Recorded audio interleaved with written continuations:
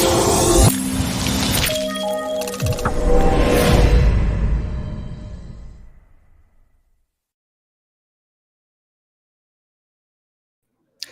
evening. You're watching the Cheeseroom podcast, and I am your host, the caller, the worst in the know that Twitter has ever seen. I'm joined by two lovely people. Should have been a third, but I don't think he's woken up, and he lives in Australia. So if we've got any Australians watching, can you please message Paul from the ozspurs and give him a nudge for us? That's good. I'm looking forward to getting into tonight's show, but first, please do hit that like button. There's 29 of you watching already. Smash the like button as you come in the room.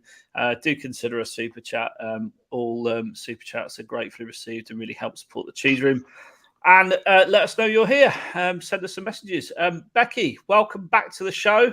I love that shirt. A colleague of mine labelled it the Splat Attack, but personally, I really like it. Got a sol on the back of mine. Who have you gone with? I've gone with Romero. You can see that. Yes, Romero. I thought because he scored his first goal against Brighton, and also it was the game that Kane kicked the Coke bottle in the air, so it has like a significance.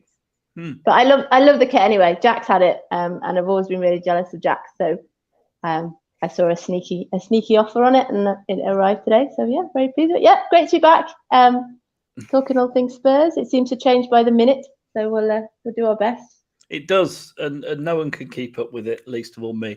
What I would say is that shirt will be a classic in years to come, I think. It was absolutely slagged off by everyone, including me, when it was released. Then saw it in the flesh and saw it on some players and thought, oh, that doesn't look so bad, and bought it.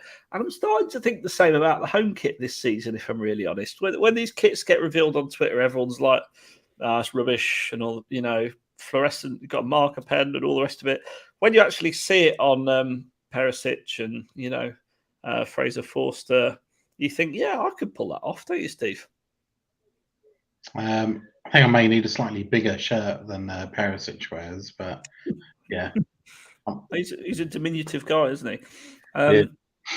Steve, I like your shirt. It looks a bit like our third kit this coming season, so you're right on trend. How are you? You okay? I am good. Started work at 6:30. Finished work about 20 minutes before this show, so I'm barely awake, but all good. So you're going to bring all your usual energy and pizzazz to the show, right? 100%. 100%. I'm double parked though of wine and gin, so I'm well on my way. Good.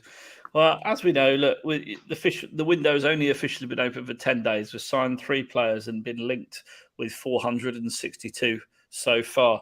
The season of close is young. So as we know, Perisic's done, Fraser Forster done, and then last Tuesday, obviously we had Yves Bissouma signed it was so quick. Tuesday it sort of came through. By Thursday it was official.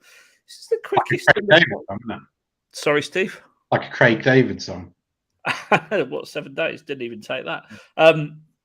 Steve, is this the quickest we've ever done business? And what's happened at the club? Has Levy had some sort of... Is he tied up in a cupboard somewhere?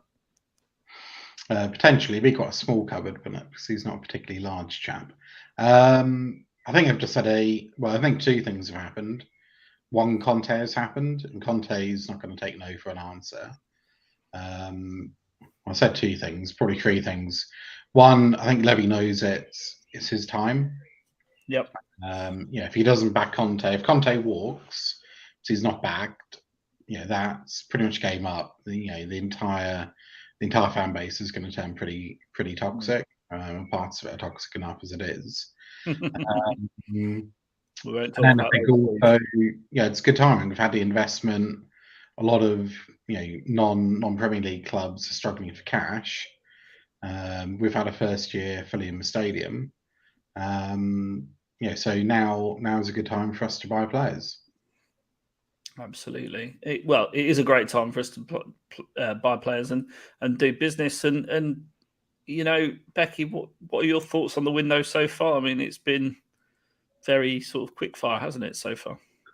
Yeah, and it's exciting. I think we're so not used to this as Spurs fans. We're used to so much speculation. We're used to the 105 players being touted and mentioned, and then it's sort of being rushed or being gazumped by other clubs. So we're kind of used to that element. We're not used to the actual deals going through and, medicals being put in place. And I think it feels good because it feels like they're trying to fill position by position.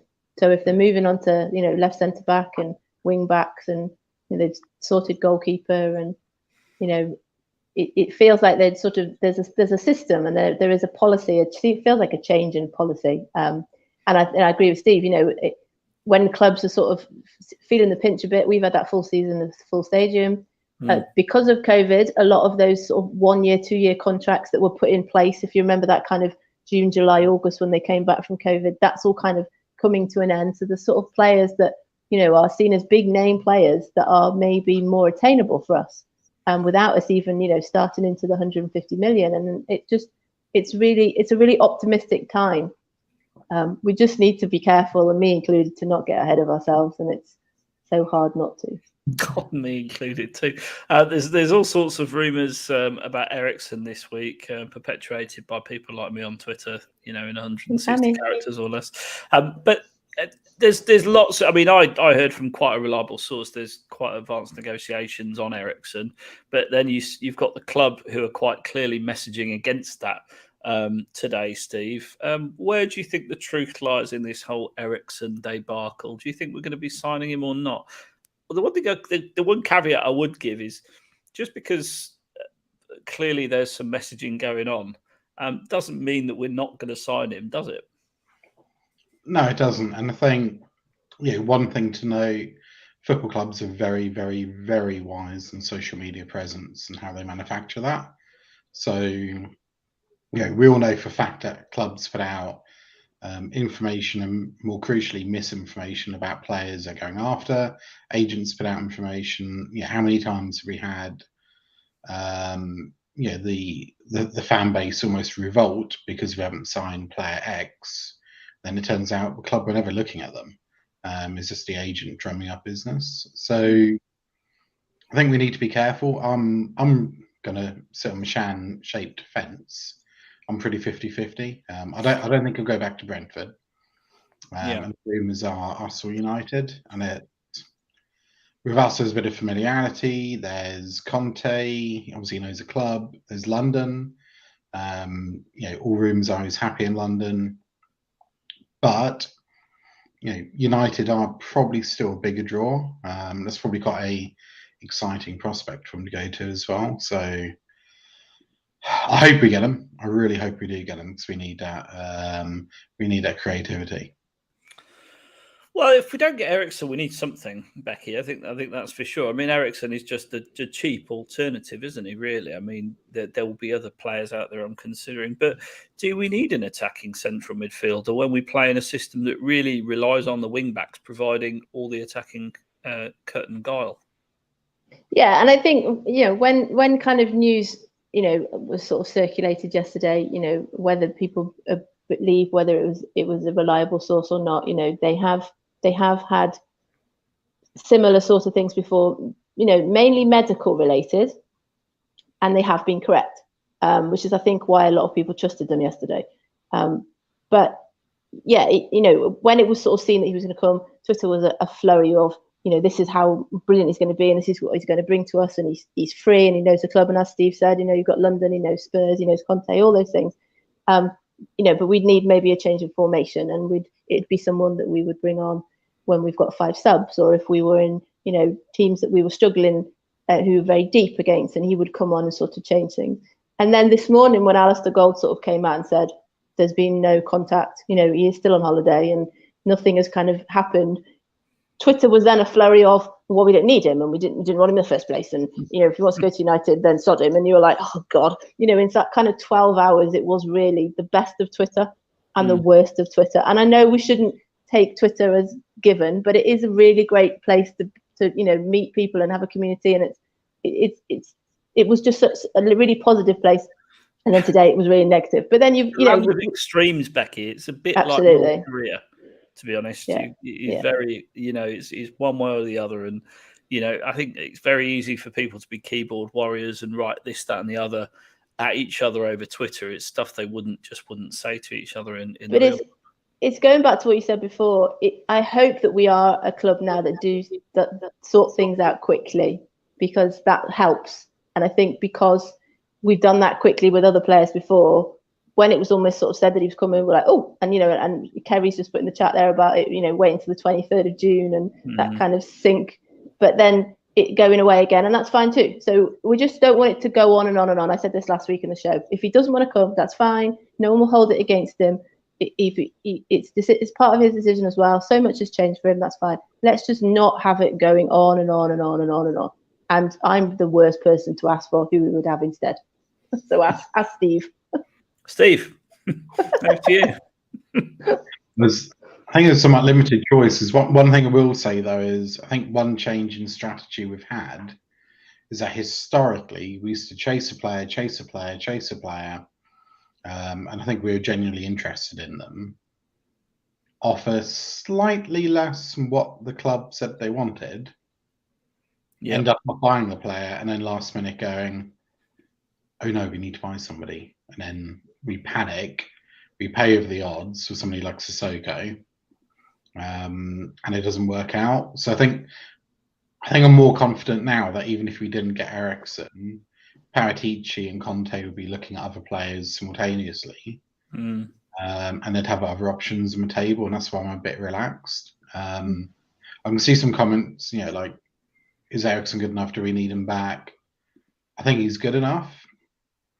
And also, can you imagine a bench where we have a creative midfielder to come on? Well, most teams do, don't they? Yeah, exactly. Like Burnley, we're 0-0, Burnley, 60th minute. They're sat back. We can't break through. Eriksen's on the bench. We bring him on. Yeah. What happened this season? We had Winks to bring on. Yeah. Or you've got the option of playing a 3-5-2. The way Conte styles it out, like he did in Italy, and you've got an attacking formation. You can deploy an attacking midfielder into the starting 11 for teams that are going to bore you to tears. Exactly, and I think the issue is we still got to play it smart. We do not have City levels of money or PSG levels of money, even with cash injection. It clearly looks like a left centre back, whoever we get, is going to cost a chunk of money. Yep. We've got Romero, whether we buy him this season or next, I can't remember. Kulusevski probably next season, but cash flow, we still need to keep an eye on that. You're the man for that. Yeah. If we can get a quality, experienced Premier League creative midfielder for whatever the agent fees are, but effectively free of charge, of say 20 million, I think was being touted, all in signing on. That's a great thing for us to do. We're not going to be buying a 50, 60, 70 million left centre back. I don't know whether we are buying Hakimi. I don't think it's going to happen. But we'll talk about him in a minute. That'd be 50, 60 million, and then spending 50, 60, 70 million on a Eriksen-esque player, and then buying back up for Kane. That's never going to happen. So if we can, spend the money wisely, and maybe Eriksen isn't the best person we could buy, but if it fits our budget and fits the other players we need to buy in and improves on what we've got, it's a no-brainer. Yeah, absolutely. It is a no-brainer. But I mean, Brighton fans have been. Go on, just saying that what's on the screen there is that we'll talk about Basuma after, but the Brighton fans have been really classy about him. The messages that I've seen from fans saying they wish him well and they loved watching him and they hope he does really well and good luck to him and all of that has been really, really nice. Bossuma, apparently, as he's known down on the South Coast, so I'm sure he'll be known fondly at White Hart Lane. It's still always White Hart Lane to me. I can't remember what I was going to say now. I think it was along the lines of Sorry. No, it's absolutely fine. I think we've got to have that option. We've got to be able to break teams down. It's just a case of if not Eriksen, then who? I heard, this is what I was going to say. I heard that Eriksen was asking for some crazy money. Eriksen's agent, and that basically is maybe a problem. I mean, the figures that were quoted were £150,000 a week contract on 2 years with a 1 year extension, and a £17 million signing on fee. for the split between the agent and the player. Which, you know, when you factor all that in, that's probably then a 35 million pound transfer, Steve. Yeah, I'd pay. My math's about right. Sorry, I would absolutely pay that for Eriksen. I would absolutely pay that for Eriksen. But also realised I should have said something about White Hart Lane. Why? What did you Oh, do you know something? No, it's a bit too late now, but I should have said they should call it Rock Hard Lane, because that's what we'll be doing there in a couple of weeks. Oh yeah, me and you are going to the old the arena, the Tottenham Hotspur Stadium, to see Guns N' Roses in the Tunnel Club, no less. Steve, Yeah. very excited, very excited. I'm joining the prawn sandwich brigade. Actually, I still need to pay you for that. You do need to pay me for that, or I'll take someone else. There you go. If you fancy it, drop it in the chat. I'll sell you the ticket. No, wait, Steve, I'll never do that to you. Jed Spence, it's still going on. This is where the Hakimi conversation comes in. Jed Spence, my God, this is the transfer saga of all transfer sagas, and it reminds me of Traore in the January window. Last season, it was someone else, wasn't it? Max Aarons the season before. There's one transfer that rumbles through the whole window. Why is it not getting done, Becky? What's the theory? Well, I read something today that apparently they haven't even made an offer, which I don't know whether that's true. But again, he's gone away, hasn't he? So he's finished on his sort of under 21's duty, and he's gone away. I think when they're away, it just becomes, like you said, agents putting things out or just kind of rumour mill. And as we get nearer to kind of July the 1st, when they're sort of back nearer squads and things, I think that makes it easier. I don't know. It's still a split one for me. I think, well, I've said this before, I think he's a good prospect for the future. Whether he kind of is straight into the team right now, I don't know. And again, we can talk about how we're in, you know, hopefully 60 matches next season and, you know, 5 subs and all of that sort of thing. But yeah, I think he's just not around at the moment, and that's why there's not people in the right places to do the right things at the right time. But if he wants to come, I think it'd be a good move for him. But yeah, I think that's why. Clearly a good move for Spence. Such a good move for Spurs, Steve. I mean, I'll say what I've said several times before on this show and on Twitter, on other forms of social media, and to the guy down the pub. Spence is clearly a talented kid, no doubt about it whatsoever. Would I like to sign him? Yes. At the detriment of signing a really experienced, top-class right wing back? Absolutely not, because for me, he doesn't even get in ahead of Doherty. What say you? I've not heard your view on this, and you're always full of sage wisdom. So, as I've said before, I think Spence, if we don't have to buy a left centre back, we don't have to buy a creative midfielder, if we don't have to buy a defensive midfielder, which obviously we've already got, if we didn't need to invest in a new left wing back, if we didn't need to buy a backup for Kane, makes brilliant sense to buy him, loan him back to Forest, get great experience. That makes sense. I think Spence, on top of what we already need to buy, and the fact that we also need to buy, you know, Spence is not going to be our first choice Champions League right wing back. No. I really hope Emerson isn't. But it's Doherty. I really hope Doherty isn't, although Doherty has come on a long way, so well done to him. I think we need a top quality, like a Perisic, or similar quality, maybe not age, right wing back, with Doherty as number 2, and I'd be very happy.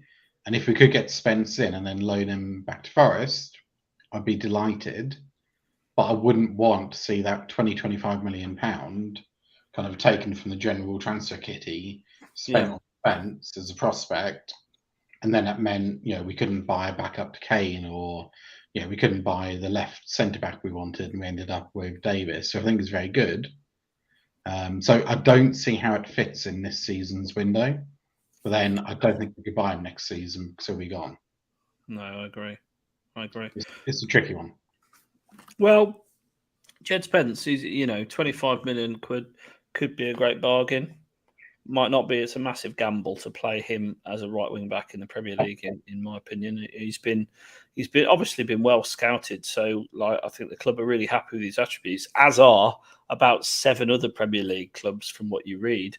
So, I think the kid's got a bright future. Whether he'd be our first choice right wing back, I can't see it in a million years. So that leaves the question to who. And this is the thing, like a lot of tit for tat on Twitter, a lot of chats in our circle of Cheeseroom. And I think Shan was going off on one at me the other day saying, who then? Who? If not Spence, who? And I said, well, Hakimi. And she laughed me out the room. And lo and behold, linked with Hakimi. Not saying I told you so, Shan, by the way. But, he wants out of PSG. He's wanted out for a long time, hates it there. Doesn't get on with the dressing room apart from Mbappe, which, of course, Mbappe's now got a new contract, which pretty much lets him pick the team. So that's a fly in the ointment. But if he really wants that, to me, the point I raised on Twitter earlier isn't about buying Hakimi. This is what we should be aiming at, this level of player. And there are other players like Hakimi, Dumfries. There's Pereira at Leicester. There are good right wing backs out there. Hakimi's obviously the golden nugget, the guy you want. Sorry, Steve? I was going to say Hakimi's a step above Dumfries. Of course he is. But all I'm saying is we want to aim to win the league, right? We don't want to. Conte is not here to, finish fourth. Yeah, or win a League Cup. He wants to win the league. That is his thing, and he wants it now. And Spurs are trying to match his ambition with 150 million investment, etc., etc. Settling for Jed Spence, an unproven Championship player at right wing back, when you're playing Champions League football and want to go for the title, is not where Conte is at. It's just not. There's another name, Dodo. Yeah. There are good, better wing-back options than Jed Spence. And my hypothesis, my theory, would be that the reason Jed Spence is taking so long to get over the line is because we're looking at lots of different other alternatives and trying to get a better one done. And it wouldn't surprise me at all if it comes out of nowhere. Sorry, Becky. Well, also to add to that, I think they, at typical Spurs, probably aren't meeting the amount of money that Middlesbrough want either. So that's probably holding it up as well. The talk about Bergwijn moving on to Ajax again is, I think, down to kind of haggling over bits of the fee. And I think what I've seen of Spence and the little bit that I've seen of him, he's fine going forward. Sometimes his final ball's a bit wonky, similar to Traore really. And he's not got Premier experience that Traore has, but. It'd be lovely if there was this person completely out of the blue that none of us have heard of. And I've said this before, we've been very lucky with how Bentancur, Romero, and Kulusevski have all settled in. It would be lovely if that happens. But it's that same old thing. If Conte thinks he can work with him and he gets the full preseason and all of that, then we're becoming impatient, and we shouldn't be, because we're usually not even in this situation. Plenty of window left. We're 10 days in. Let's be serious. But the players report back for training in what, 2 weeks? Is it, Steve? 2 or 3 weeks? Not long. Manu gets tours around the training ground. You should know this. I've been there for a few weeks. There was a snake there the other day, wasn't there? Wasn't there a snake, Steve? Did you hear about that? A snake? Yeah, at the training ground. Aurier back, was he? So no, Sol Campbell was tweeting after. Was trending after. No, there's a head groundsman posted it or something, didn't he? He went to cut the grass. Yeah. Yeah. Well, there's a grass snake there. It was big. It was quite big. There's an adder, wasn't it? Was it? Yeah. Oh, there you Red go. grass snake in the garage the other day. You had a what? Grass snake in the garage the other day. Did you really? Yeah. Little wee thing about that big. How did you dispose of it? Just left it be. So it's still there? I assume it's moved out. Because we did have a conversation about like Australians and things that kill you. We did. Snakes and stuff last week. I mean, I'd be pretty terrified if there was a grass snake in my garage. Would it be in here? It'd be in here with me. It would. that would be a problem. There you go. I've been bitten by a snake. That wasn't much fun. No, well, not pleasant. There you go. One thing that came to mind, Becky, from what you said, isn't it funny how when we're buying a player, the club's always at fault when they won't meet the valuation of the player, the club we're trying to buy a player from, and when we're selling a player, the club's always at fault for sticking to the valuation they want. Not calling out at all, but it's just kind of, as a fan base, we all do it, and I do it as well. We're like, oh, damn you, Levy, just pay a couple more million quid and get the player. And then when we try and offload somebody, it's like, oh, just let them go for a couple million less. We just need to offload. We always look at stuff in quite a biased way. And yes, they can make good accountants, Adrian. How does make good accountants? I can't add up for toffee, so my mental arithmetic is. Don't ask you about tax, apparently. Yeah, I think also the Ndombele thing is kind of, that is where the fan base are sort of like, if we're going to, like we said, we don't need to back Conte, we don't need to spend a lot of money. We just need to spend it on the right people. And if that means 3 or 4 people at that sort of 50 million, 30 million, yeah, that's fine. The Ndombele thing did not work.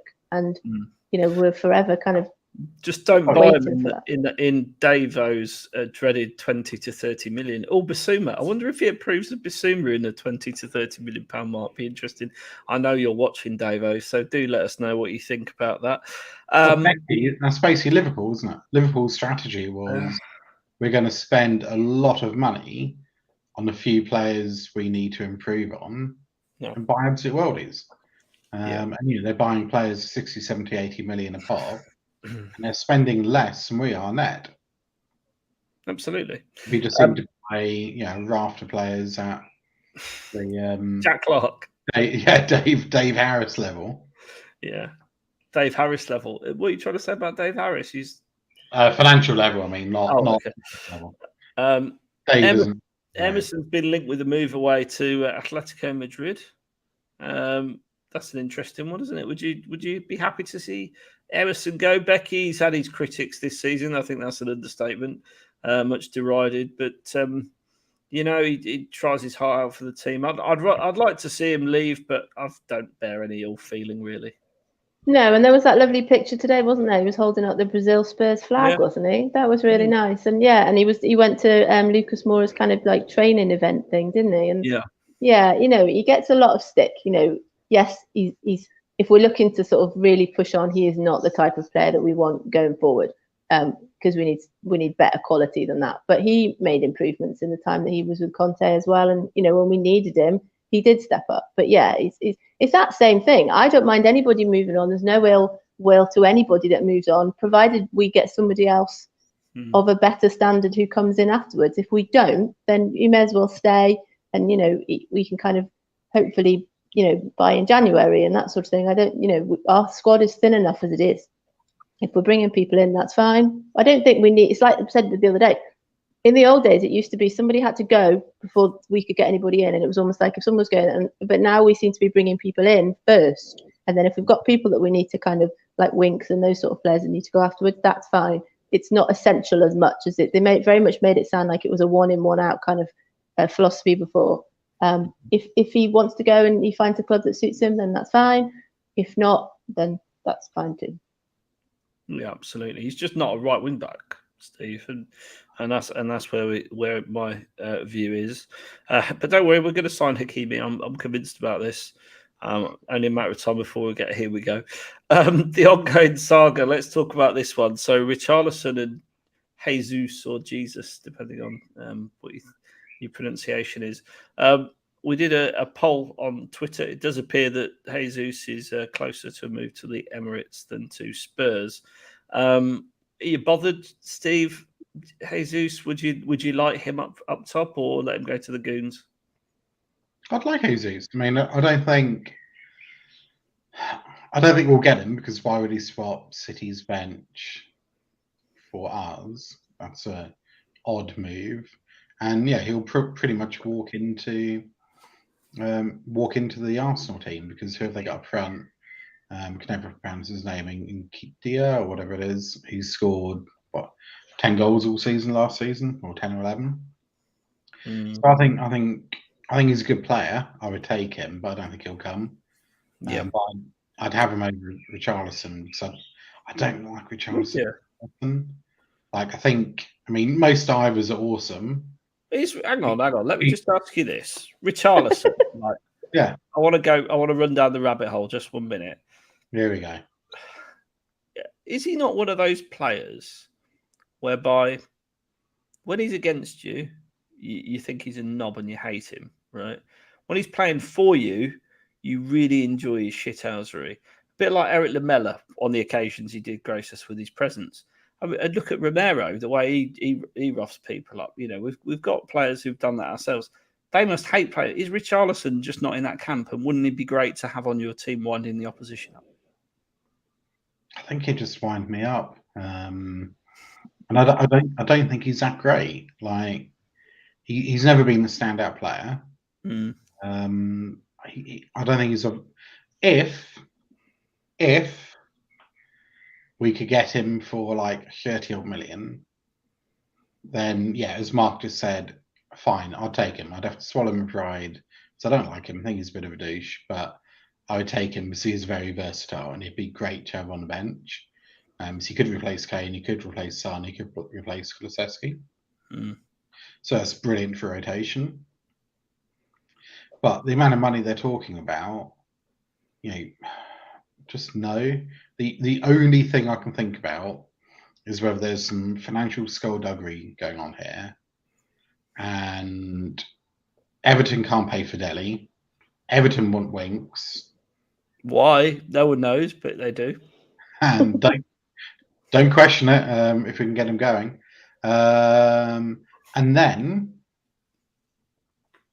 so I lost my train of thought. And then Everton said, look, we're going to value Winks as something ridiculous, like 40 million. And you will say Richarlison is 75. Then that kind of makes sense. We're not actually parting much cash over, but but we're nowhere near that stage, are we, though, Steve? We're nowhere near that stage of the deal. So, well, we assume not. We assume not. I mean, Becky, what you say? If it was Jesus or Richarlison, which one would you prefer? I think Richarlison can play in more positions. I think he can be utilised in different positions. But I think it's the same sort of thing. Richarlison starts for Everton. Is he going to come and be a bench player for us, just like Jesus is going to come and be a bench player for us? I don't. And obviously, from City's point of view, he already plays Champions League anyway, so it's obviously a step up for Richarlison. There is a bit more of versatility to him. But yeah, that point that you made there. My dad came over for Father's Day yesterday. He said, I'm so pleased I renewed my Hotspur Plus member last, because if I hadn't and we were getting Richarlison, I definitely wouldn't be doing. So that's just one person's opinion. I was like, oops.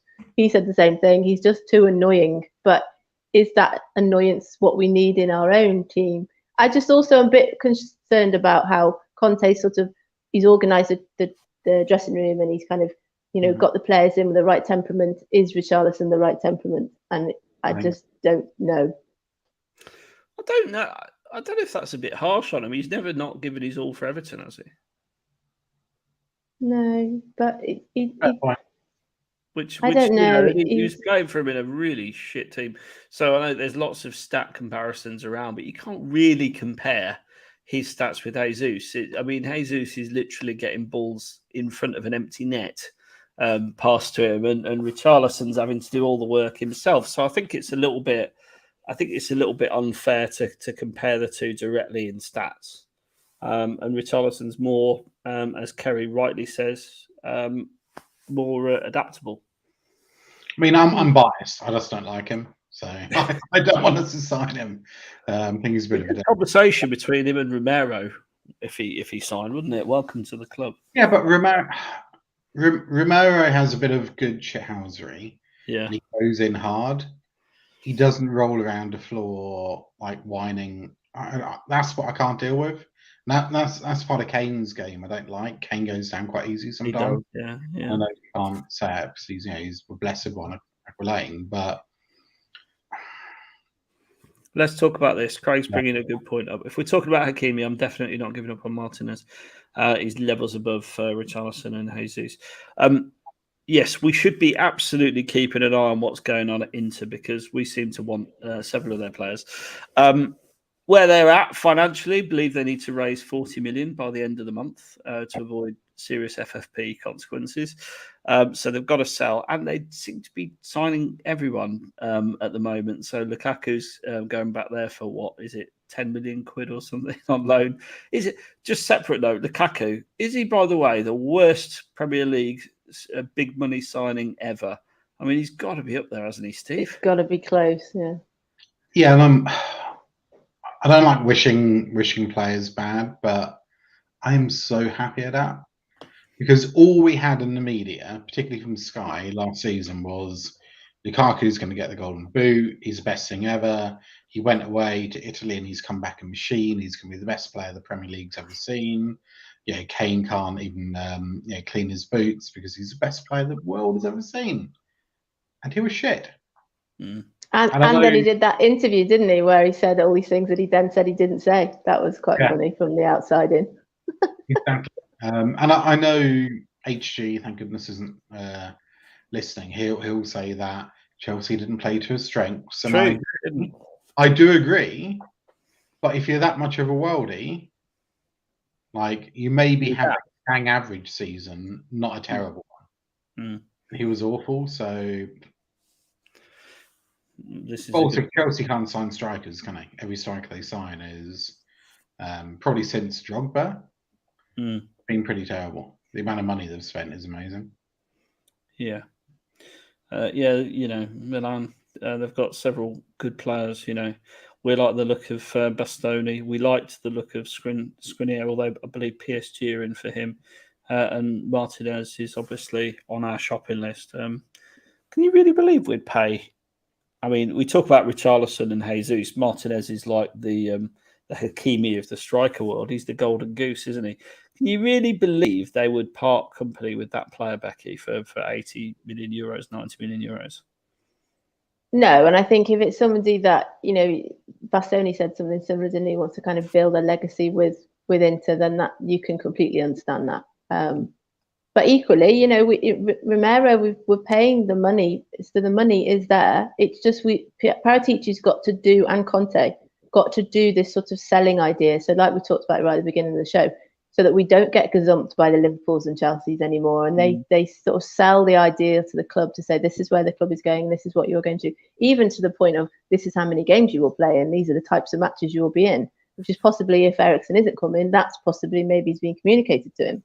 And they need to do that side of it. I think before, players that came to us, it was just all a bit of a hodgepodge, and it was a bit random, and it was a bit rushed, and it wasn't in control. And for anybody that, you know, it's so lovely. I've even heard of Martinez. It's so lovely to be sort of with these players that wouldn't normally be anywhere near our radar, and we're even talking about them being in a conversation that might happen. And if it doesn't come, there's always somebody else. But it's just so refreshing to finally be part of that. And, you know, I think it's shown as well that they can come from Europe and settle in the Premier League. It isn't, you know, something that they're not going to do. So, yeah, I think it's that's what we said. It's just so much more positive and so much more hopeful. And, yeah. It's weird, isn't it? I'm not used to it.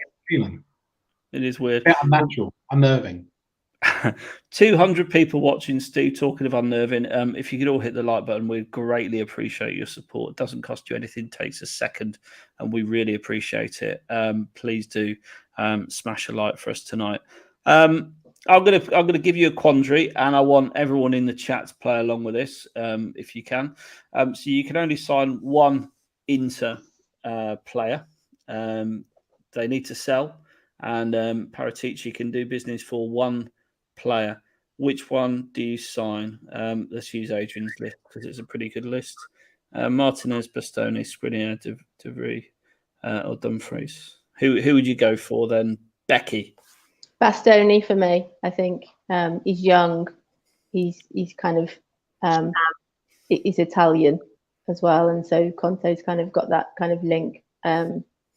And he just fits. I think he'll get games. Whereas if somebody like Martinez, like I just said, it's that idea that is he going to want to play, and Kane plays and that sort of thing. Whereas Bastoni, we can sort of say, this is what this is the position you're going to be playing in, and I think it's more attractive to him. Yeah. Steve, what are you saying? And you can't be an accountant and go value for money. It's irrelevant. I was going to do what I do in my accounting memos and say it depends. So I think there's two, and I do have a view to go for, but I think one. No, but I will get to my one in a sec. So I think Bastoni and Martinez is between those two. I would slightly aside of Bastoni, just because in terms of improving the first 11, I think Bastoni will do that. Martinez clearly wouldn't, because he's going to be on the bench / playing in a rotation role. Bastoni would walk into our first 11 and he would make, depending who we get right wing back, our defence up there the best in the league. I can't really think of many better. Liverpool would probably run us close, if not pip us, but top end defence. So I think we need Bastoni more than we need Martinez. But I'd be happy with either. I don't think we're going to buy either, but I'd be absolutely delighted with either. And I think then we've got more options as well. So aren't many decent left centre backs? I know we talked about Pau Torres. Can't really think of many more, to be honest, because most of the others have been linked with a right-footed like Bremer.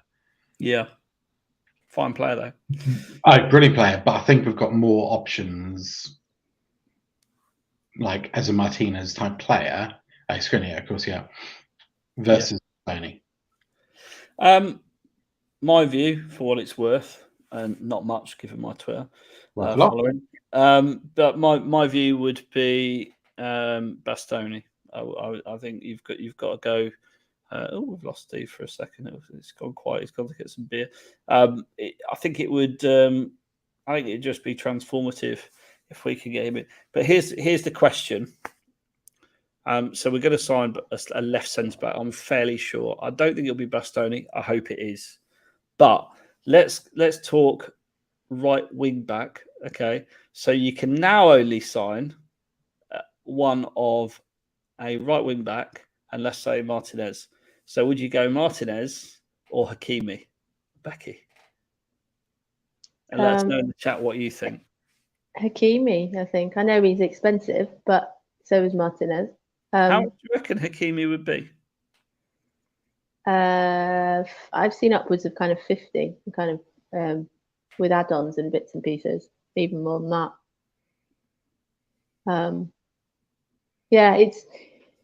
I know we always say the same thing. You can't drop Son and Kane, but the person that's coming in, we've seen this with Bergwijn.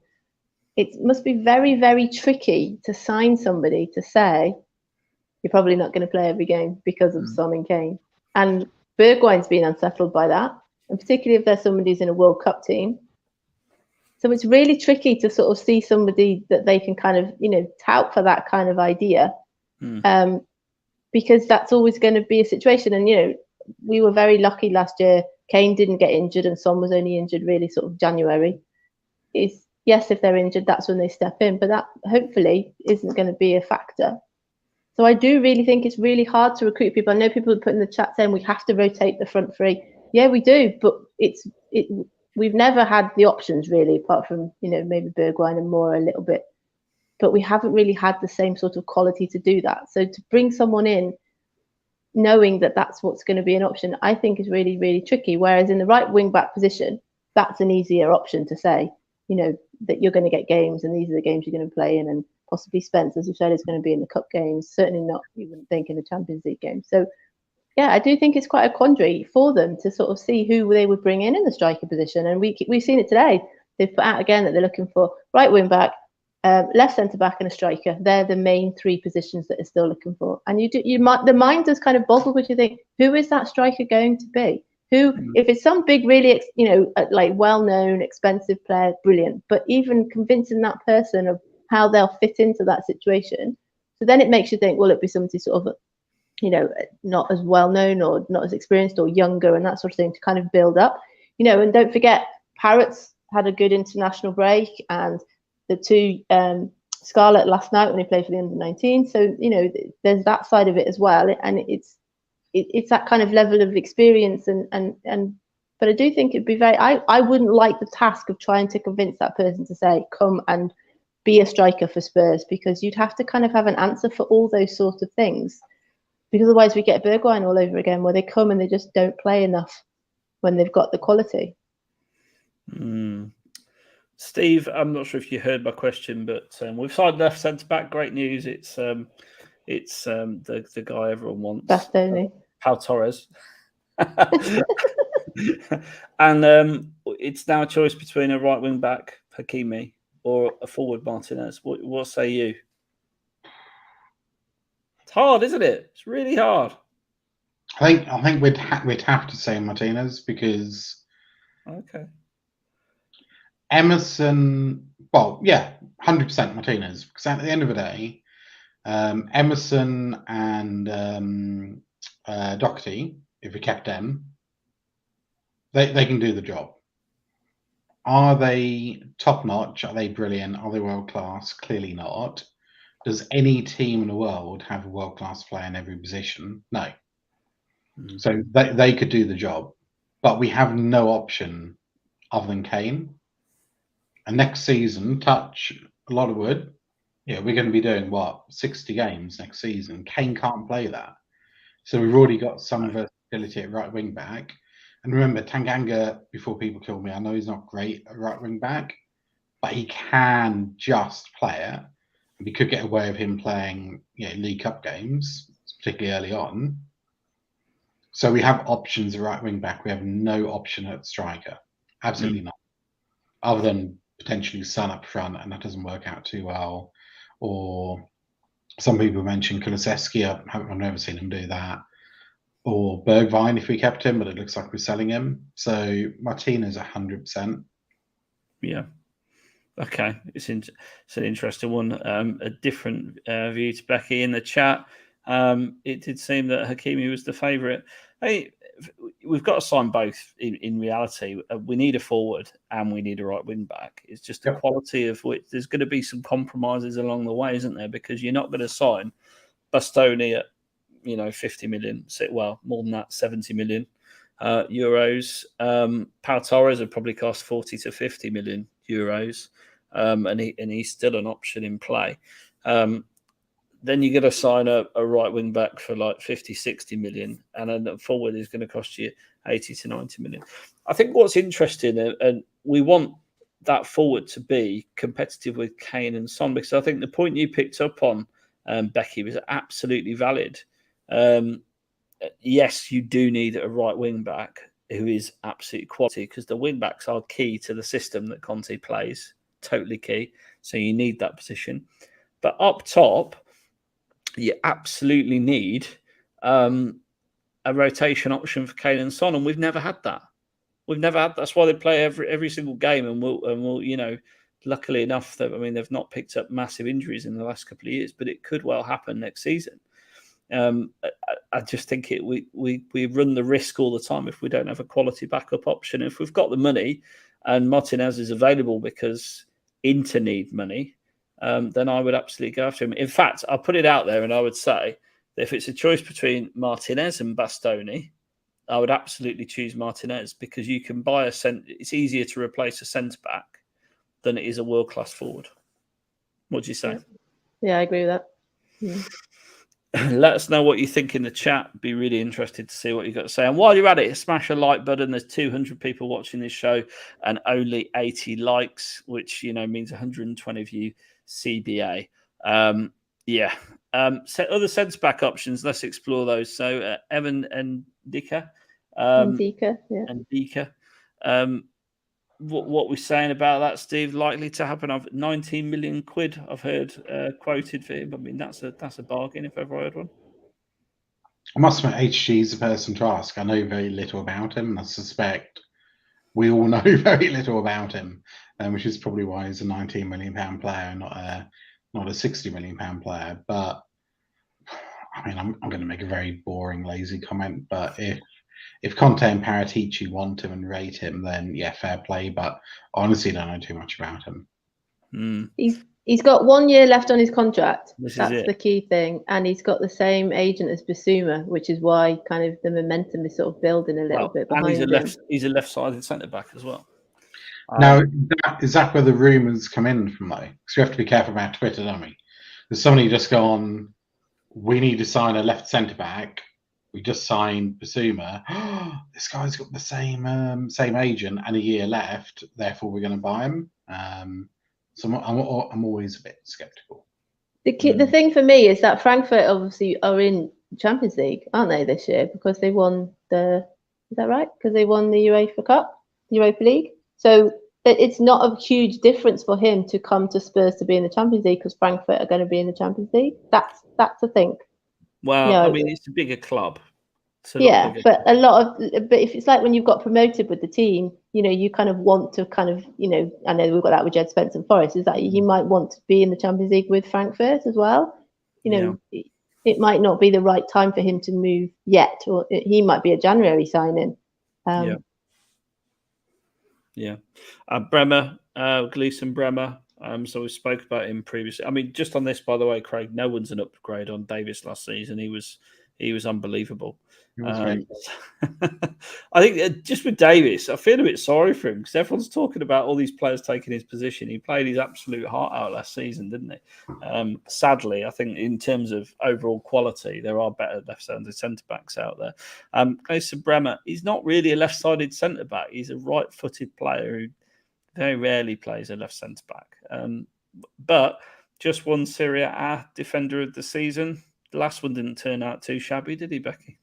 No, I think if that's kind of like the precedent, that would be ideal. The thing that we talked about last week on the show is that whether he wants to gain residency for being in Italy and getting the Italian team, that would obviously be a key factor for him. But yeah, I think he's the sort of price range that we seem to be keener on. And like we just said, if we are going to spend loads of money on other positions, possibly like a striker, then he would be a sensible sort of mid-range kind of price to kind of go from there. What about you, Steve? Who do you fancy out of that list? It's a difficult one, but if we bring it back to Davis for a second, have you always rated him?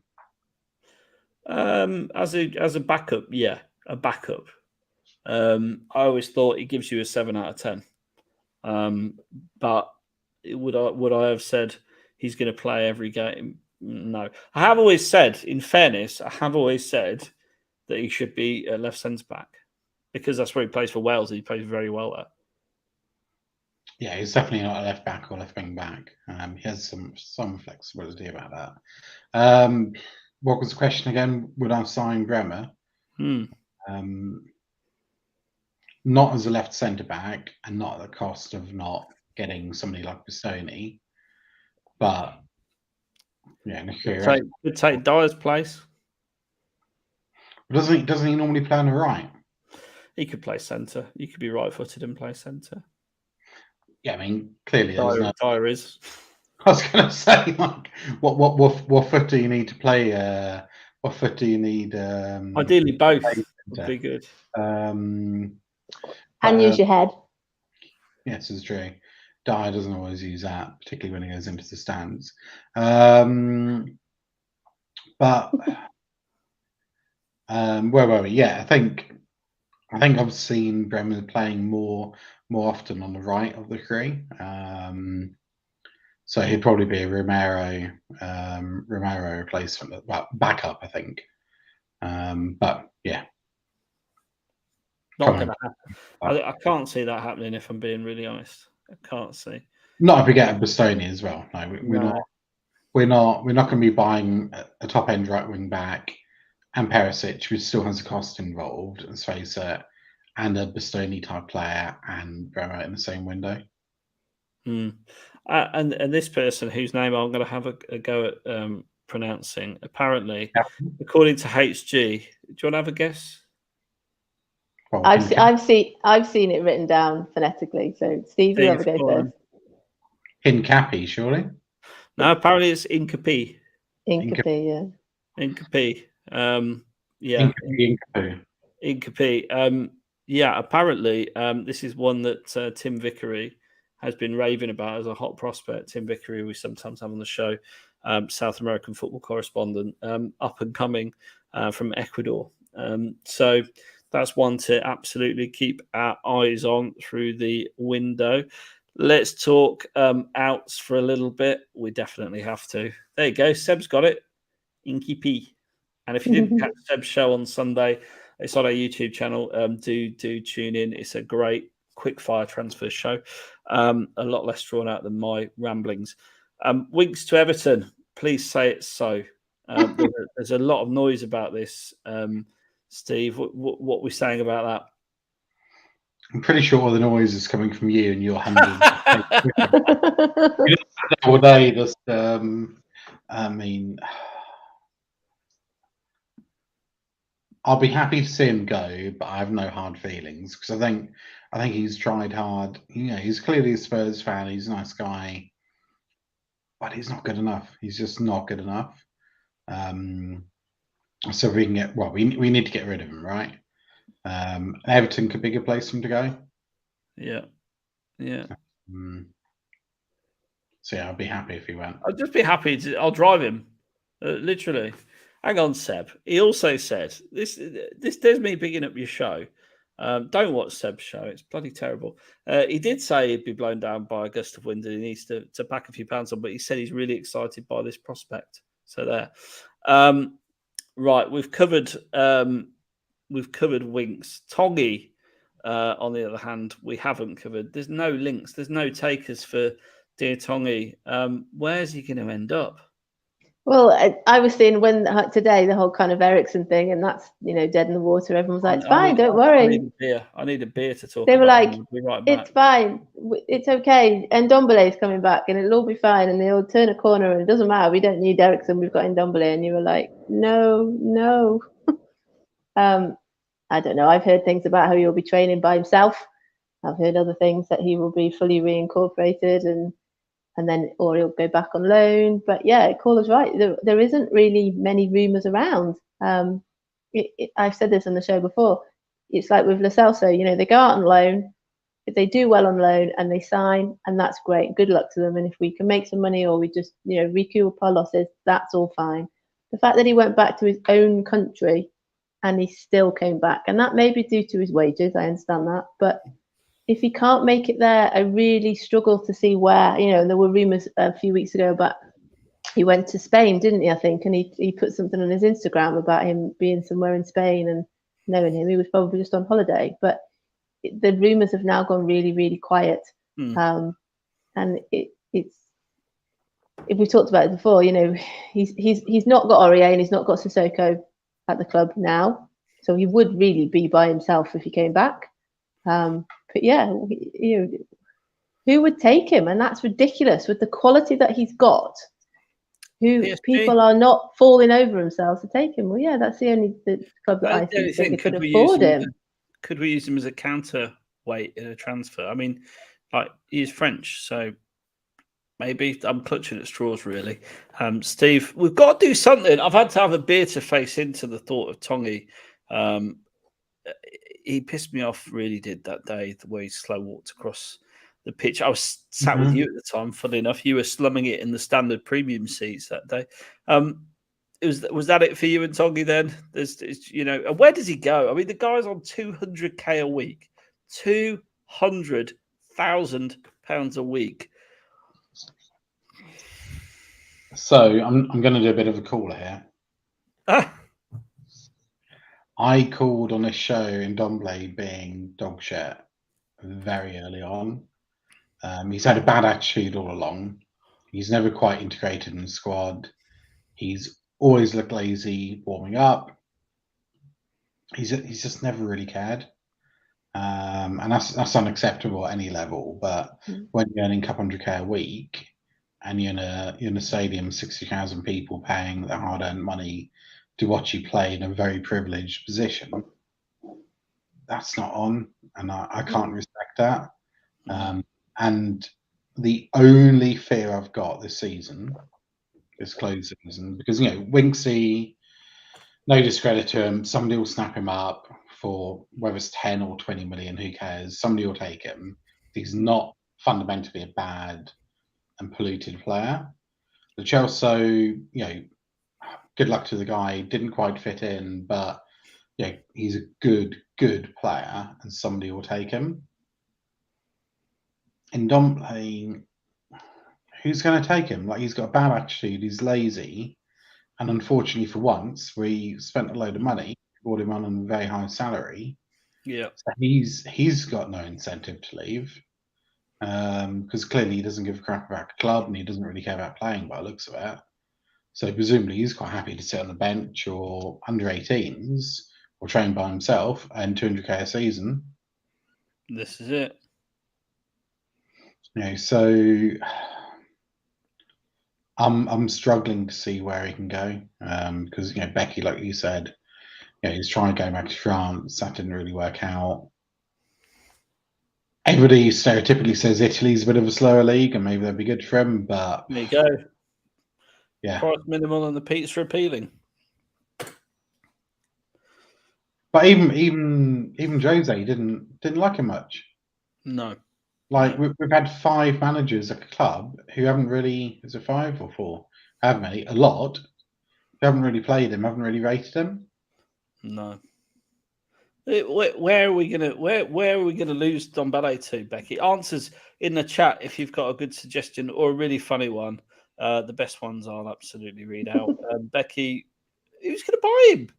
Yeah, well, that's what I just said. PSG could afford him, but I don't. We're going to keep going around the circle until we've worked out where he can go. Yeah, because he won't go in the Premier League. No one would have him in the Premier League. It doesn't seem to work at France. No. I don't know whether would he go to a Turkish team or the MLS? I genuinely don't know. No, I think the one thing that's really sad in all of this is the guy's got all the talent in the world and has chosen to completely waste his career. And also, it's really sad for Spurs because whenever we spend big on a player, it doesn't work out. Look at our top signings history. So this is why I'm confident that Paratici is going to get it absolutely, not nailed on, but a lot better than it has been. Let's be honest. I'll tell you what we need to do to get rid of Ndombele. Pull together his YouTube greatest hits. Because if you view him for 1 minute a game, he's an absolute baller. Yeah, there's always a worldy turn or a flick. Incredible. Yeah, absolutely unreal. Sell that to clubs, and somebody will buy him. And also, probably in America, who haven't heard of him. While we're on the subject of Spurs rejects, Giovanni Lo Celso, where's he going? Because it's all gone very quiet, hasn't he?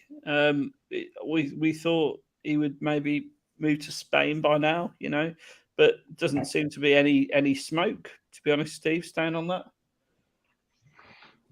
Could this be another Paratici looking at different options? Pau Torres. Yeah, exactly. So, if we're still interested in Bastoni and Pau Torres,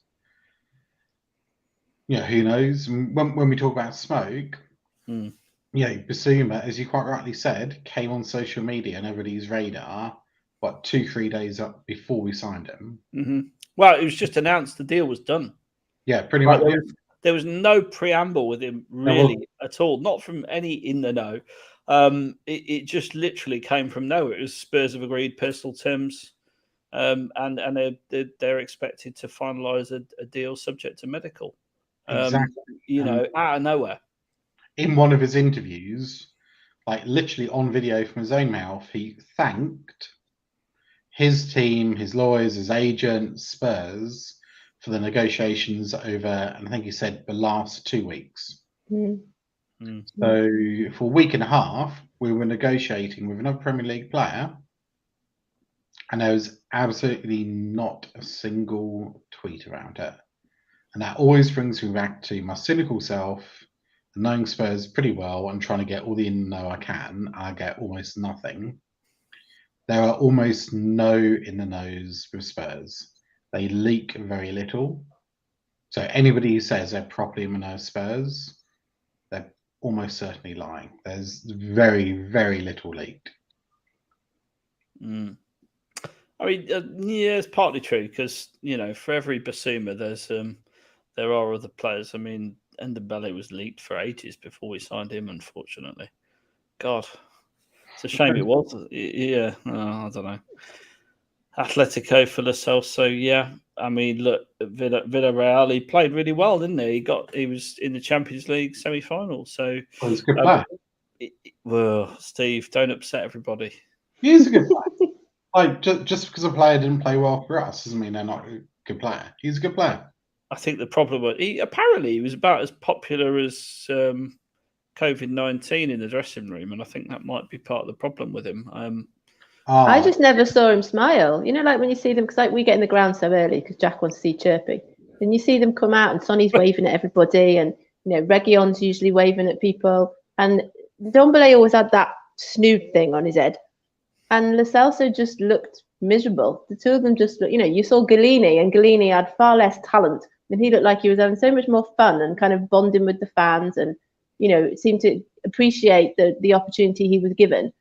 Lo Celso always just looked like he didn't want to be there, except when he's then playing for Argentina, he'd have these worldy games, and it just didn't make much sense. I think you can always tell. This is what we said about Kane. This is why the difference. 12 months since, for Kane on the last game of the season, he just looks so different. He's so much happier, and I think there's a lot can be said for kind of that side of it. Lo Celso always looked like he didn't really want to be there, and Reguilon's had a tricky season. And we think about Villa, when he was celebrating with Sonny and he was copying Sonny's thing and they were on their knees, and he seems like he's enjoying himself, and the people do pick up on that. Lo Celso and Ndombele just didn't seem to fit the kind of Spurs way really, and it just never really got going, and it always just we were just sort of hopeful, and it just never really worked out. So yeah, just move them on and just hurry up and get on with it. I think it's the Bartrick. Sorry, Steve. So I'll cut you off. But anyway, sorry. So I would say, I think in Ndombele, that's more because he's a bit of a dick. I think Lo Celso is just a bit of his character. Everything everybody I've spoken to at Spurs about him says like he's a fine enough guy. He's just not very sociable, not very open, not the kind of life of a party, not that type of guy. He probably should have been an accountant. So like I don't think it's anything he's got against the club or anything wrong. I don't think it's a bad influence. In Ndombele, I do think it's a bad influence. Make a great point about Reguilon. Love him or hate him, I sit just behind him. And when he's been injured, he's been at every bloody game. And whenever there's a contentious decision or we score a goal or we miss a chance, he's up and he's absolutely going at it. And he bloody loves it. And he's so invested in the team. And like, I think he genuinely is one of these kids who loves football. He's what, 23, 24. God, how old am I? Yeah, I think he's one of these people who loves football and he'd do it for any team. But he's a great presence on the bench. But yeah, I think in Ndombele, I think he got a lot of bad press, and I think, from what I understand, it was quite unfair and quite unjustified. Do you think Bergwijn's in that camp? Because Bergwijn, it looks like he's off to Ajax for a fee in the region. I mean, Spurs, I think, are looking for what they paid for him, which I think, if memory serves, was about 26 million quid in that ballpark, certainly, plus add-ons. They're looking for their money back from Ajax. I feel a little bit sorry for Bergwijn, but then he doesn't help himself with all the social media stuff, does he? But do you think his attitude was always right, Becky? Because it seems to me pretty much a case of the Ndombeles and the Lo Celsos. He's, not getting in the team and throws his toys out the pram and thinks he's a bit good. It's a tricky one because that guy. Think back to Liverpool last season when he hit the post, and I think we'd have gone 2-0 up, wouldn't we? If that's right, if my memory serves me right. And that was kind of his sliding doors moment. I know he had the Leicester game this year, but he never really kicked on from there. And, when Kane was injured, there was an opportunity for him and it never really got going. And then when Conte came in, we've said this before, there is something there because we're seeing it for Holland. He is, that goal that he scored, recently from outside the area is very un-Bergwijn-like. So he's got the quality. But there's, like Steve was saying before, it's almost like 4 managers have not really kind of given him the time that he needs. And there must be a reason for that. And we don't know what that is. And maybe it is an attitude thing. And because they often say that he's very skillful, and in some of the interviews, I remember Conte saying, "Oh yeah, and he's a great lad, and he's trying really hard." And then he had that, didn't he, at Leicester? And then it was almost like he was going to go in January, and then they knew that they couldn't do that then, and Son was injured, and it's kind of sort of held him back. But then he still didn't get time after that. So I think there's more going on than we need that we're hearing. But it's just interesting. Last week he did a bail, and he was like, "Oh yeah, I've got loads of offers and loads of clubs coming in for me." And again, that's gone a bit quiet as well. And it's like, just get on with that, because then things kind of move on. But yeah, I don't know. He's another one. He just didn't really. I was just felt like he just didn't look that. His celebration, even that thing, didn't. You just never saw him smile. I know Dave's just put in the chat there, smiling's overrated. But I just think when you see a player happy, when you see a player happy, don't you? I just think he's another one. He just felt like he was going through the motions a bit. Yeah. And he had the quality, and he had a really good opportunity, and it just never really quite worked out. Such a shame, because his debut, I remember thinking, Christ, what a player. Yeah. You were probably there that day, Steve, and eating lobster or something. But what a debut, and it's just a shame it hasn't worked out for him, isn't it? It is, and he talks to us as a group, as a friendship group, quite a bit after the games, because he sits in front, and he's just talks to you. Yeah, and some of our other friends as well. Yeah. What does he say? He's frustrated, like incredibly frustrated. He would love to be on a team. He wants to play. Like, he loves football. Yeah, he's very invested in his international career and doing well for club and country. And he's just incredibly frustrated that he's not playing, and he sees he has an opportunity. So I think, that's also a fair point. I think it's his time to move on, sadly. But I rate him. I'd have loved to see him getting an opportunity, but that's not going to come. And I think even if we did keep him, I think mentally there would be a huge challenge in turning him around. So I think he's switched off from a club, because he's been here for a while now, and he's had the opportunities, and he hasn't always taken them. But when he has taken his opportunities, he hasn't then got a run in the team. Yeah, to be fair, I think he scored those Leicester goals, didn't he? And then was he back on the bench the following game, or did he start the game and then he was benched? I can't remember. It was pretty. Yeah, And there were games when Kulu got ill, didn't he? Towards the end of the season that day, he put Mora, didn't he, up in front of him, and everyone was sort of saying, well, that was surely going to be Bergwijn's opportunity to start, and he didn't. And I think there's also something with his family as well. I think most of his family in Holland, and there's something, I can't remember. There's something going on there where he kind of basically misses home a bit as well, and his family. And he's very closely linked into his family. So, but this is true. I mean, this is absolutely true. Bergwijn is a much better footballer than Lucas. Oh yeah, no doubt about that. I think he's fast. He's a bit quicker. He's got the skill, hasn't he? Do you remember him doing that Wolves player on the touchline, like second or third game of the season? He's a good player. It's just a real shame for him. Real shame for him that it hasn't worked out. But because things are going quite well for Holland, it's an opportunity to make some money out of him. If we're going to get a decent price for him, because he's not sort of dribbling his contract down. At least that's a positive.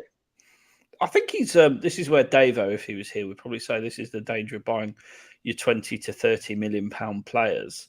They're sort of they're not quality. We were talking earlier, having the conversation about Son and Kane and how do you rotate out of them, and now you've got Kulusevski there as well, who's equally, if not world class, just below. It's difficult. No. I mean, somebody's got to call you out on that. Kulusevski is not world class. I didn't say he was. You said he was just. You said if not world class, just below. Yeah. He isn't. I mean, can we move on? We need to move on that. My point is, Steve, that absolutely, if we've got those three up front, all world class players, right? Or Kulusevski, the way he finished the season was pretty decent, you've got to admit. You're not going to break into that 3 if you're at the skill and talent level of Bergwijn in that 20 to 30 million category. That's the point. That's the point of making. You almost have to break it. And I'm going to sound a bit like I'm endorsing Davo here, which I hate doing. But you almost need to break it a little bit and bring someone like, if not Martinez, someone of that ilk. You need a really big name, top quality striker to rotate them. Agree? But there's not many of those around. There's not. That's why you have to pay top dollar for them, isn't it? That is. So, who else is who else in the Premier League do we think has 2 world-class strikers? Well, some class Liverpool. He's a winger. He's a forward. Anybody? Hang on. We've only got 1 world-class striker, Kane. Yeah, that's what I'm saying. If you're saying we need to bring in another world-class striker, I'm saying in order to rotate them and maintain the quality on the pitch, you clearly need someone world-class, don't you? Or approaching. Yeah, and I think even that we haven't had anyone that's approaching. So even if we got someone who's approaching world-class, then that would be an improvement, wouldn't it? Because Absolutely. At the moment it's youngsters, isn't it, that lets them get like 2 minutes at the end or something. Yeah. Cameron's got a good point. Liverpool. Yeah, I said Liverpool. Strikers? Well, 1 world-class striker, surely. Yeah, but it's more forwards, isn't it? Yeah, well, you've got Mane, Salah, Diaz. Not Mane anymore, though. Well, not currently, probably not tomorrow. But... Is Diaz world-class? Well, some would argue yes. And he's had 1.5 good seasons. I think in my book he'd need to play a few more. I don't really understand your point, Steve. I don't really know where you're going with this. So my only point is, I think there's an expectation in Spurs fans that we're going to get an absolute world-class striker to sit on the bench behind Kane. And I don't see any other club having that. Certainly not in the Premier League. I think we need a very decent. I think we need a better. Hang on, haven't Liverpool just spent £80 million on a forward since they've lost Mane? Yeah, and they've got Jota as well. World class? You think Jota's world class? Define world class. No, he's not as good as Kane. He's not in the Kane. He's not in the Kane level, but he's certainly a lot better than anything we've got in reserve.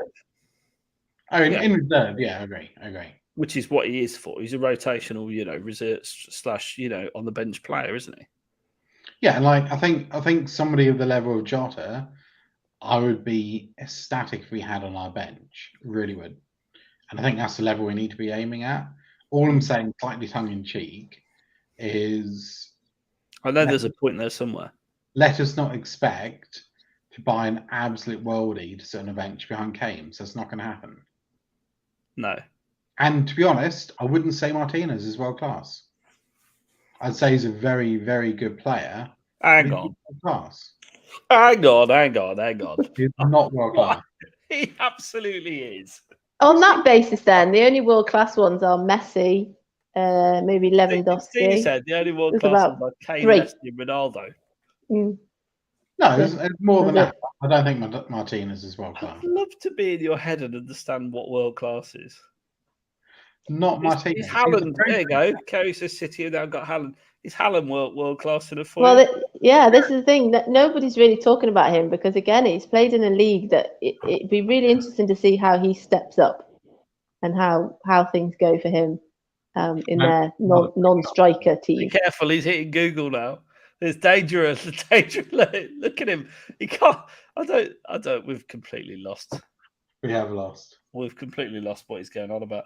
Did you see Alfie Devine, by the way, changing the subject completely? I'm looking at Ron Martinez. I'm looking at a baseball player, so that's not going well. That's the way Arsenal recruit players, isn't it? They get players with the wrong names. Stop. What are you doing, Steve? You're looking at Martinez's stats to argue that he's not world class. Can we just have a quick vote in the poll? Who thinks Martinez of the Inter Milan variety is world class? because I need to know what people think. I need to. I'm questioning myself now. Let us know when you're there, Steve. Have you got dial-up broadband or something? I'm having an issue here. You've got a lot of issues, mate. If you think Martinez is not world class. Oh God, Alfie Divine, Becky, me and you will have a little conversation while his, modem kicks into gear. An absolute beauty for the England. Yeah, well, even before the goal, him and Dane Scarlett were working really well together. There was a chance in the 8th minute where Scarlett crossed it for Divine, but yeah, he was playing really well. I put on Twitter, I was having a conversation with someone saying, "Am I just really biased, or have they actually both played really well?" And Scarlett was unfortunate, really, because there was this sort of alleged elbow that he got booked for, and then he kind of lost his rag and he got subbed more or less straight after, which is a shame, really, because he would have played longer. But yeah, the goal that Divine scored was just lovely. He kind of was in the build-up play and then he just killed it. Right foot in the top corner. It was really, really lovely. And I thought both of them played really well. So I'm quite looking forward to watching that to fill the football gap. Yeah, absolutely. And definitely potential. Let's just have a little look at some of the replies. Yeah. There's a few different views there. There's like one or two. I'm not saying I don't think he'll become world class. Yeah. I think he's approaching being world class. I don't think he's there yet. In the same way Kulusevski. Yeah. I mean, Kulusevski is a long way off world class. Rowan agrees with you. Kulusevski has had 1.5 good seasons. He's had half with us and half with. He's never had the plot to lose. He's never had the plot to lose. What's this one? Whilst we all commute on the train. Fat chance of that with the strikes going on at the moment. Yeah, don't even start him, Steve, on the strikes. Die with the 5 travels on the Orient Express. Yeah. Martinez is world class. I mean, also, to be fair, I'm not saying that. I mean, I'm saying, Salah, Kane, Son, all those players of those ilk are world class. Kane, but I don't think Martinez is up there. No? Would you put Martinez and Kane side by side and say they're equal players? Martinez and Kane? Yeah. They're different players. But in terms of quality? In terms of finishing, close. I think Kane offers more, doesn't he? Because Kane can kind of drop positions. More adaptable all-round player, absolutely. Mm-hmm. Just in finishing terms, Martinez is pretty prolific, and he's won more titles than Kane. So you got to throw that into the mix as well, haven't you? Okay. Just saying, it's true. There you go. World class is an individual achievement. God's father says he's not world class yet. But I read that last week. He said bless him. 5 years ago or something, didn't he? Yeah. He said he's not at a world-class club and he needs to go to a different club, I think, as well, he said. But that was like 5 years ago or some number of years ago. It wasn't recent. No. Well, there you go. Martinez is very, very good. Yeah, I agree. Glad you haven't completely lost the plot.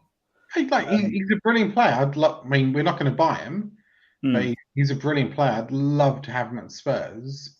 I just don't think he is yet world class. And I think, as somebody else said, I think Niall, world class is overused. You saying Kulusevski and Diaz are world class, they're just not. They're absolutely not. You're twisting my words slightly, but okay. I mean, you literally said it.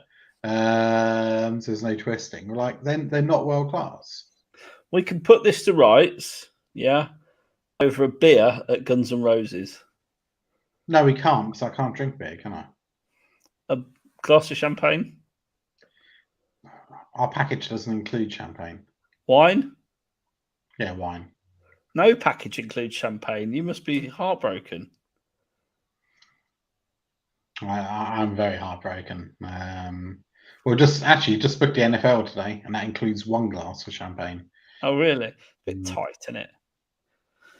And you didn't invite me either. I'm a world-class accountant. I am a world-class accountant. Thank you very much. I have a certificate to prove it. You finished? Troy Parrott has been working hard in Cyprus, I believe. He's world class as well. Potential world class. There seems to be a change in his attitude. Good goal for Ireland versus Scotland last week. Lots of promising signs. Was really good in the second half of his loan spell at Milton Keynes. Already links with the loan move likes of Swansea next season. They're stepping it up a bit. Do you think that's a good move from Becky? And what do you think of Troy in general? Yeah, I think, he's trying to. He said that he wants to come back, didn't he, and show Conte what he's got, and then in pre-season, and then if he goes on a loan, that be good for him. He's showing the right attitude. I think he's had a bit of a kind of wake-up call, and he's decided he's in that kind of situation where if things don't work out, he's probably going to get moved on. It'd be like possibly like Jack Clark in that, and Carter Vickers in that sense, that he may never kind of really appear. So it's good that he wants to kind of do the right thing and come back and show the right attitude. And again, it's like we said, he like Scarlett, Scarlett plays on the bench, gets a few minutes when he comes on.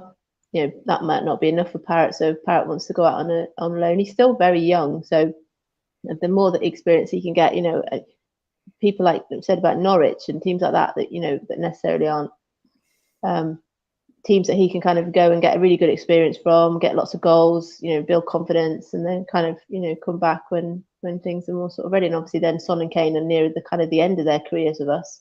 There may be more opportunities for him and Scarlett then.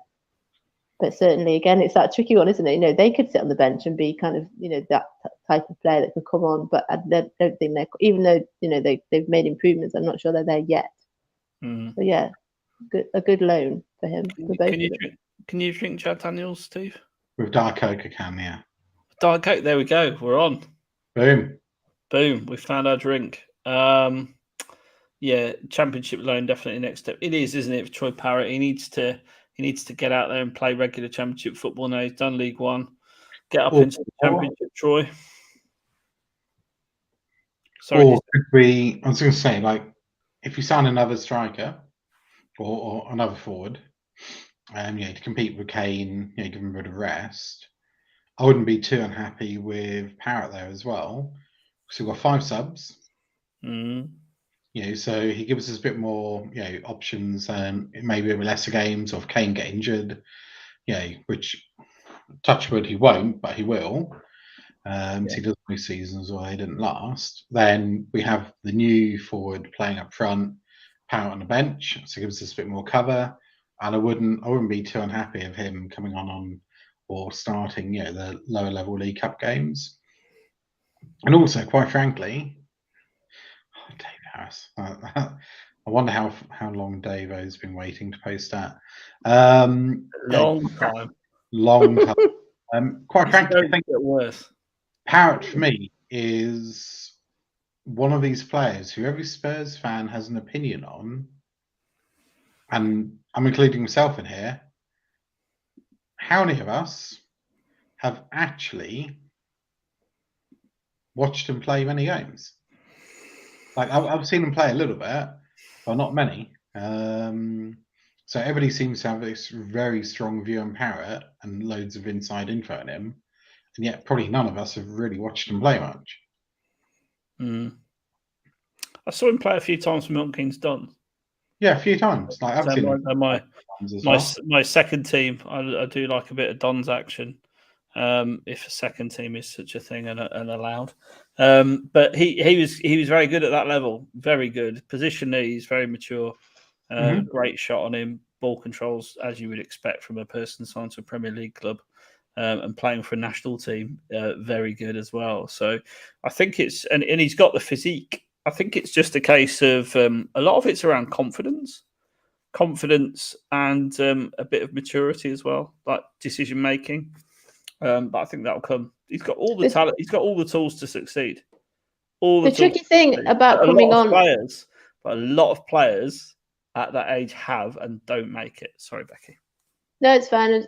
I was saying it's like Bergwijn. When you come on a sub, you have to make an impact, because you would assume that if we're bringing subs on who are attacking, we maybe need to score. And if they don't make that impact, that's when the confidence goes. Because it's really tricky, like we said before about Bergwijn. Bergwijn scored goals and then didn't sometimes get a run in the game. So it's really hard to kind of come on and make that impact at that level and that age. I think it's really, really hard for them. It's even more pressure, isn't it, to kind of make an impact, and it's tricky.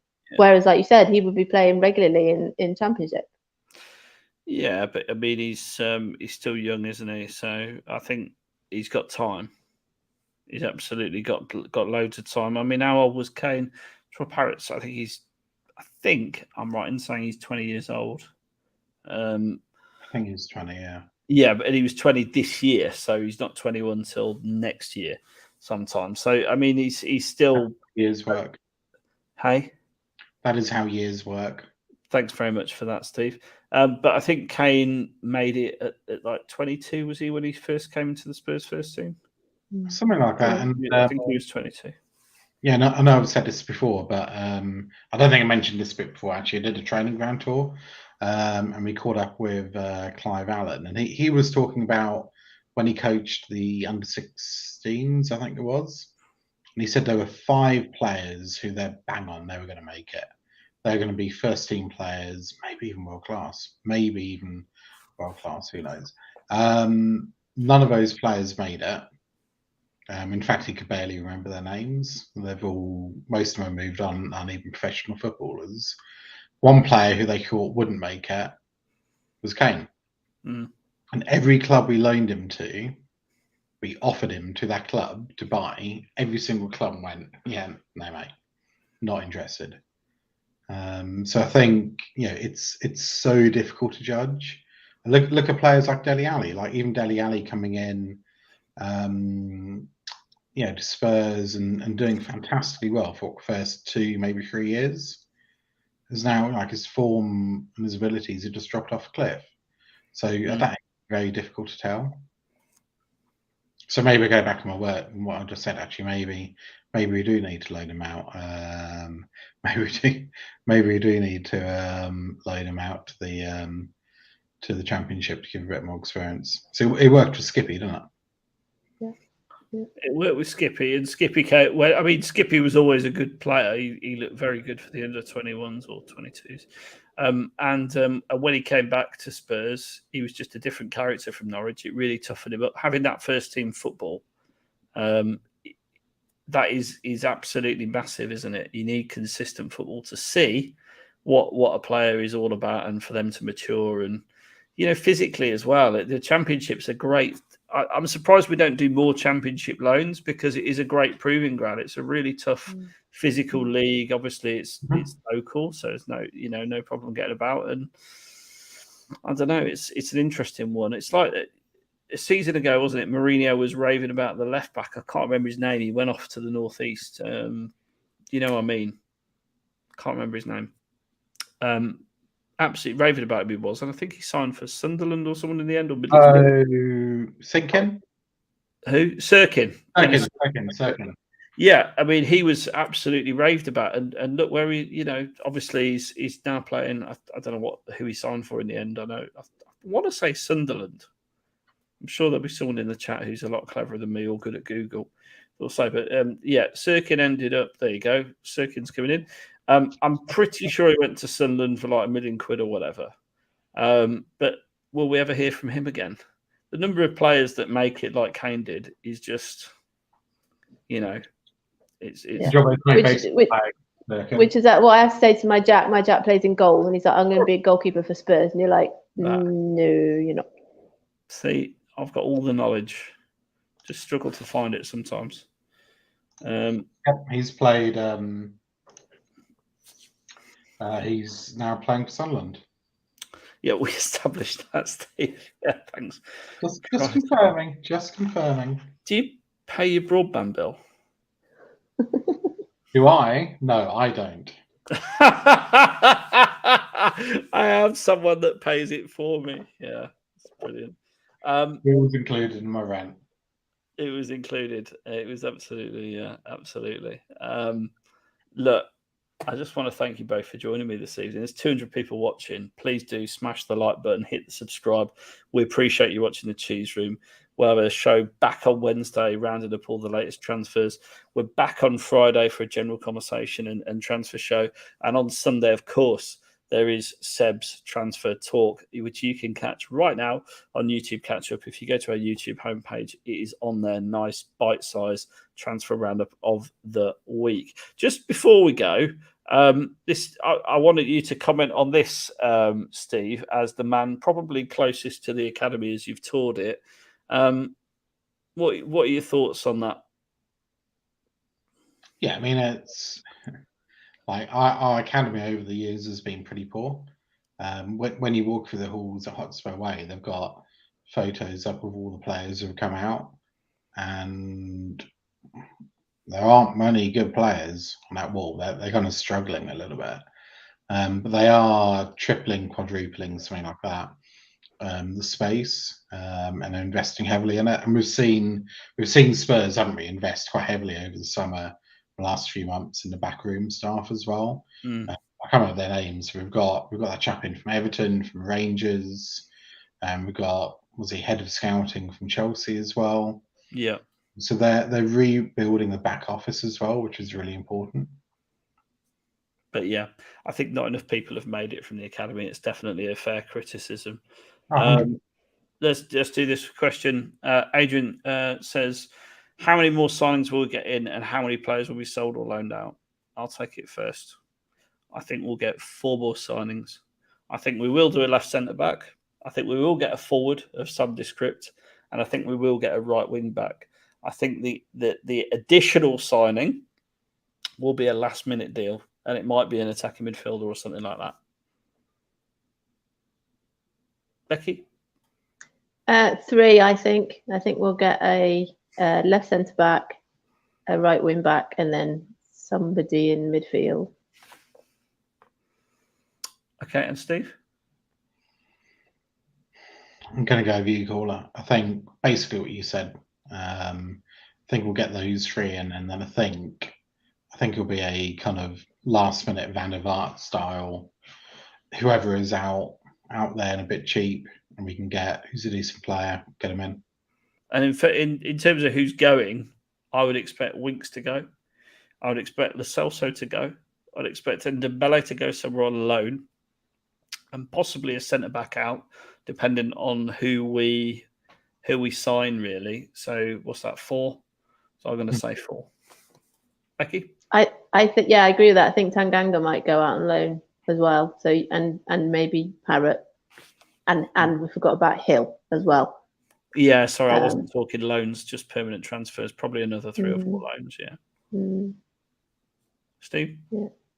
I mean, pretty much what you guys said. I think they're the ones we expect to go out and hope to go out. The only one I don't think will go is Ndombele. I don't see where he'll go. I think he'll go on loan. I think we'll end up subsidising his wages, but I don't think he'll be allowed to be at the club. So I think he absolutely will be out. Where he goes is anyone's guess, but I think they won't let that smell linger in the training centre. They will absolutely want him to shove off, and even if it means paying 100,000 of his stupid £200,000 a week salary. Stupidly expensive £200,000 a week salary. I 100% think they will send him out. I agree. I'm not sure about Tanganga, to be honest. I trust HG on these things more than I trust anyone else. He tells me the homegrown quota in the Premier League is nothing to worry about. It's just the Champions League, and you could fill the bench with a couple of youngsters. So I'm not sure it's as much of a big deal as people are making out. But there you go. Argue with HG on that one, not me. But yes, Becky, thanks very much for joining us on a school night. Yeah, thanks for having me. I'll be back on Wednesday. Hopefully we'll have more slightly different people to talk about. I feel like we're talking about the same people, aren't we, now, all the time? Hopefully there's some new rumours that we can kind of mention. If not, we'll do a quiz or something, liven it up. Stevie, thanks very much for joining in the 3rd strip, no less. Yep, thank you very much. Can just do a quick shout out. I'll do it whether you say yes or no. So one of my friends, Bryony, her daughter has just been accepted into a certain academy. So well done for joining Spurs family. She is over the moon. It's a club she wanted to play for, and the family and my friend are just they're over the moon for it. So fantastic news. Fantastic news. Yeah, And that's until, cool. and until Wednesday, come on, you Spurs. Yeah, come on, you Spurs. Come on, you Spurs.